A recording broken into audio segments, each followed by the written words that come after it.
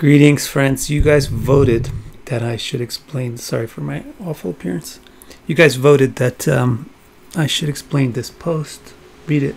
Explain this post about Vedic culture and sex. So there's going to be 5 specific questions in here. Is Vedic culture against casual sex? Does Vedic culture value the emotional, spiritual, and intellectual bond over the physical bond? Should we be connected with Krishna before bonding with a potential husband and wife? Does the Gita say we should avoid worldly relationships? And what about masturbation? So those are the 5 questions. And let's start off with this. Before we get into the specific questions, there's something pretty important to explain. And that's that the main basic challenge we modern people face, writes Victor, when trying to understand Vedic culture is that we expect it to be monolithic and archaic, but it's pluralistic and progressive. It has rules and laws, but they are always modified and tailored for the individual, and almost none of its rules apply to everyone in the same way. So that's the thing. Most of us modern people are thinking we're the cool people, and the ancient people were really backwards. And so the cool ideas that we have now about like accepting everybody and being diverse, you know, these are our cool modern ideas, but ancient people, they were really not so cool. But actually, the bad news is, to break it to you, the Vedic culture was even more progressive and pluralistic and inclusive than we are. And that makes it hard for us when we ask questions about what Vedic culture is, because it changes its face very dramatically from one person to the other. It's not that everybody participating in Vedic culture has the same experience of Vedic culture. Everybody participating in Vedic culture has their own rules that apply to them. So for example, the post reads, if you're 70 years old, the rules are different than if you're 17. If you're an intellectual, you're expected and required to follow certain norms that would never be asked of a laborer, and vice versa as well. Dharma is always tailored to Swabhava, and this is why society had many different classes. Each class had subclasses, and each subclass has its own subclasses. So you see, this is the idea. Vedic culture has the idea of a rule or principle as being an essence, and then the essence gets instantiated for a particular individual per their swabhav, which means their individual nature. And so hence the dharma, which actually also means the inherent nature. Your dharma is your inherent nature. So the rules are applied in consideration of your dharma and your swabhava, and the very word for rule becomes dharma. And that's why they divided society into 4 classes, so that they could easily get a broad understanding of these basic rules for these basic people, this other category for these people, and then they had subclasses within each, so that they could easily sort out the nitty-gritty high-level sorting of what rules apply to who and who has to do what when. So before we proceed to answering these specific questions about Vedic culture and sex, be sure that you understand this. And in fact, I won't let you forget it, I promise. So the first question, is Vedic culture against casual sex? Casual sex. Casual sex. It depends on the individual. Isn't that new? Depends on every individual contributes to Vedic society in a way they're naturally talented at, suited for, and enthusiastic about. What if you're really enthusiastic, talented at, and suited for sex? Which is an important part of life. So what's Vedic culture going to say? No, we don't want your contribution. That is actually not the spirit of Vedic culture. The spirit of Vedic culture is we want everyone's contribution. We get wealthier when we have everybody contributing. Don't go away. We don't shun you. We include you, and we'll figure out a way to make you and your individual nature augment and complement us. So every individual contributes to Vedic society in a way. That's called Varna Ashram Dharma. That's the basic nature of Vedic culture. That everybody has their own Varna, their own color to them. And they their dharma is based on that, and their contribution to society is based on that. If you are a youthful courtesan, then, or an entertainer, then casual sex is your job. So it's actually considered your dharma, or your religious duty, or your social duty, or your good deed, your pious deed is casual sex. Come on, you don't even have to be a courtesan or a prostitute just to be an entertainer. You have to be sexy all the time. On the other hand, if you're an aged renunciate begging alms to practice meditation, then casual sex is quite arguably the most heinous sin. So that's the kind of spectrum that you get. What's Vedic culture's attitude towards sex? The spectrum about their attitude towards sex is usually incredibly different depending on who you're talking about engaging in the casual sex or the sex. If you're talking about a sannyasi who gave up everything or renounced everything, then it's horrible. But if you're talking about a courtesan, then it's the courtesan's job. It's the duty. It's their religious merit. It takes them to paradise. And then I also put in here, bear in mind that Kama Sutra is a legitimate Vedic text authored by a legitimate Vedic sage. I'll talk more about that at the end. But this, if you bear that in mind, that Kama Sutra, if you don't know what it is, Google it. If you bear that in mind, that this is real Vedic literature, then you'll understand Vedic culture was not shy about sex. Nor was it like, oh, casual sex is bad. Just make the babies and that's it. It's just for babies. That's not really what was going on in Vedic culture at all. Question 2. Does Vedic culture value the emotional, spiritual, and intellectual bond over the physical bond? So what I say is the Vedic wisdom here is when you're incarnated as a human, don't imitate a monkey or a pigeon or a rabbit. So for example, for those animals are better at basic sex because the basic physical aspect of sex really requires you to not think that much and not have inhibitions and not have distracting thoughts in your head. And it's when you're an animal, that's your natural state. So you can actually more easily and fully enjoy the physical aspect of sex when you're not a human. But if you were following along with our Thursday Bhagavatam streams, in the tale of the citizen, Puranjana, who represents the soul, when he met Puranjani, who represents the intelligence, she told him that in this city, which represents the human body, you can get sex, which is way better than the animals get because it's sophisticated and thoughtful. We're going to utilize the thoughtfulness. So humans are inferior to other animals in basic base mating, but are potentially sexually far superior to the others if we have a sophisticated, artistic, sensitive approach to sexuality.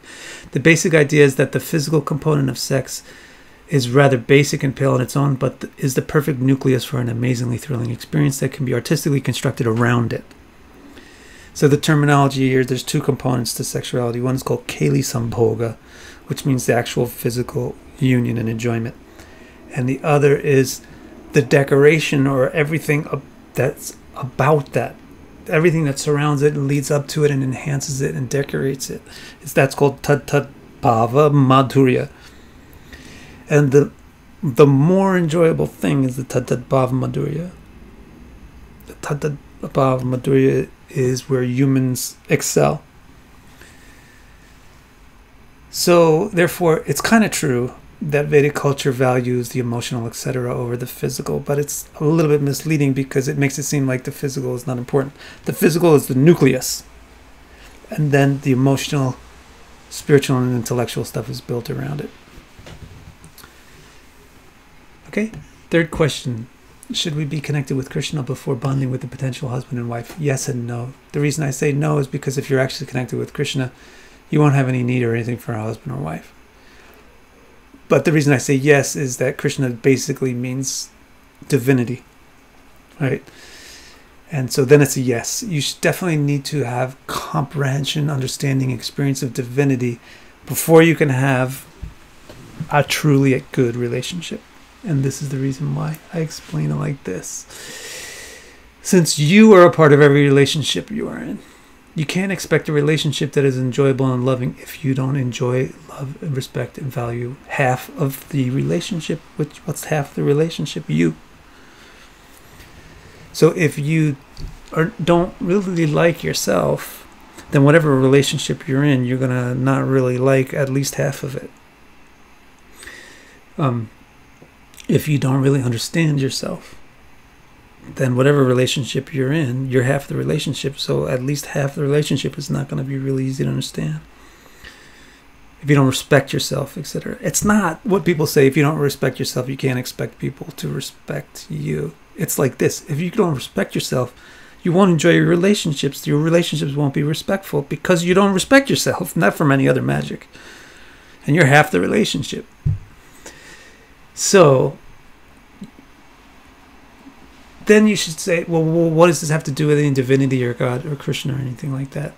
You can get self-respect, self-love, self-understanding without direct reference to God or divinity, but it's always circumstantial and superficial.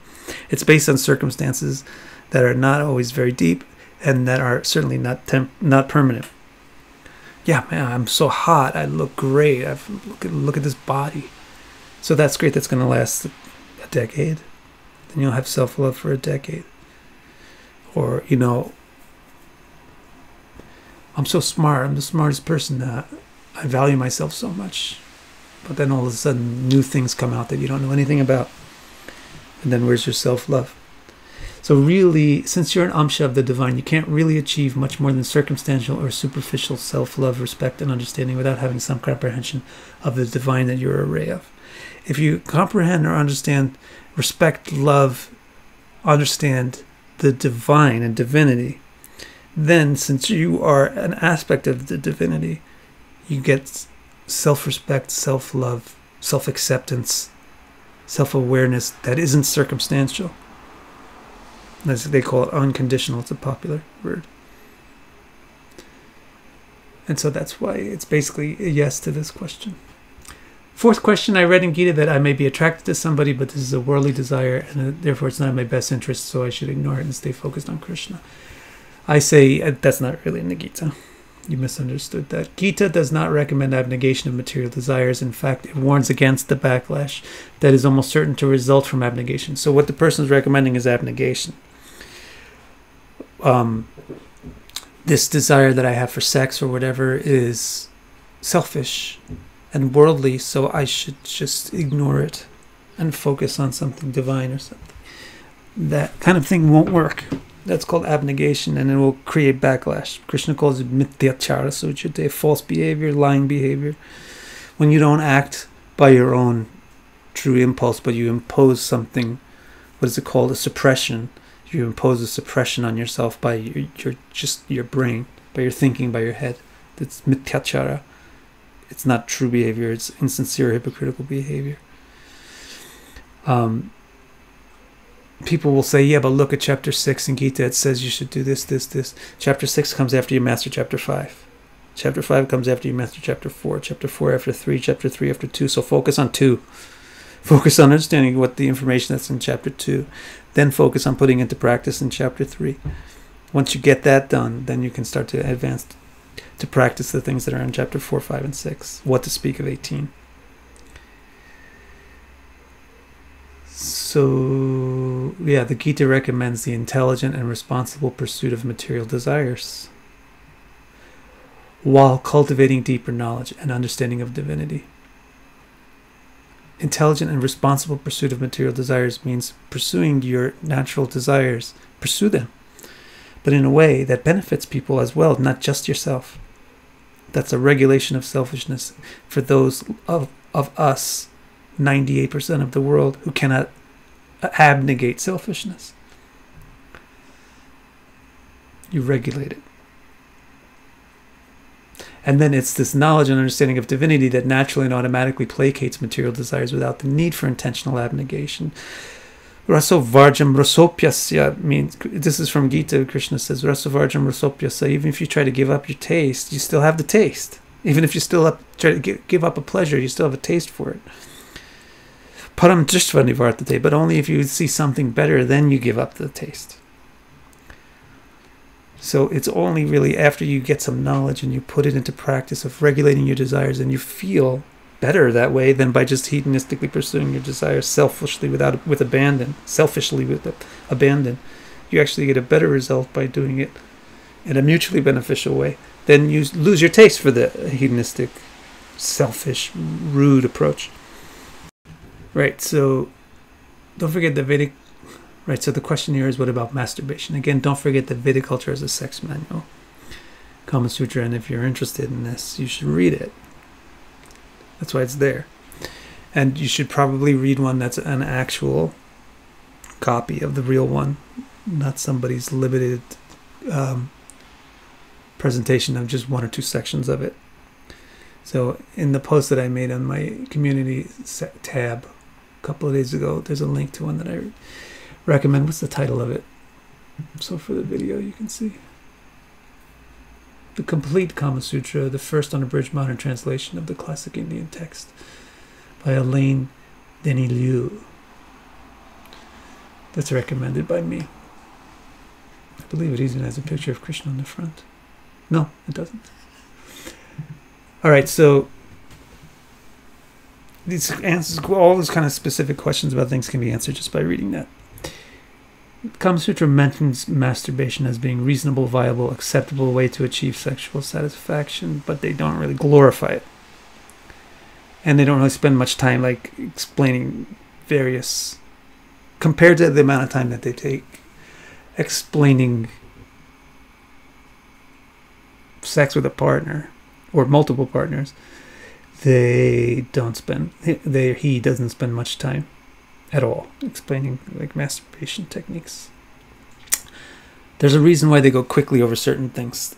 The author goes quickly over certain things, acknowledging them that they're okay and good and reasonable, but the Kama Sutra is supposed to be, this is the apex of how humans can enjoy sexuality. So since he doesn't really consider masturbation or a few other things to be the apex ideal way to get the most out of it, he just kind of mentions it really fast and then moves on to his main focus. But yeah, that's everything you need to know about Vedic culture and sexuality. I hope you enjoyed it. Thank you very much.